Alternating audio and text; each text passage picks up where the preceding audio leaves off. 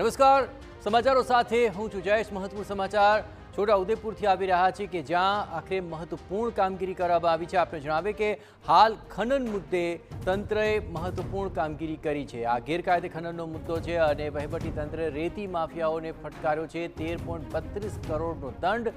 સંખેડાના રતનપુર ગામે ઓરસંગ નદીમાંથી રેતી ચોરી ઝડપાઈ છે। 3.94 લાખ મેટ્રિક ટન બિન અધિકૃત રેત ખનનનો પર્દાફાશ થયો છે। આ રેતી ખનન કરતા મશીનો જપ્ત કરી લેવાયા છે અને પોલીસે આ મામલે ફરિયાદ પણ દાખલ કરી છે।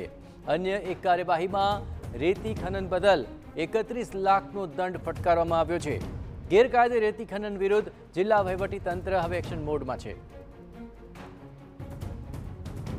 એમાં સામે આવ્યા આશરે 3.94 એટલે 3,94,000 મેટ્રિક ટન જેટલી ગેરકાયદેસર રેતી ખનન થઈ છે અને એના ટોટલ દંડ આશરે 13 કરોડ 32 લાખ જેવા આવે છે, જે વસૂલાત કરવાની કામગીરી અત્યારે હાથ ધરવામાં આવી છે અને એના સામે એક પોલીસ ફરિયાદ પણ કરવામાં આવી છે, મશીનો સીઝ પણ કરવામાં આવી છે।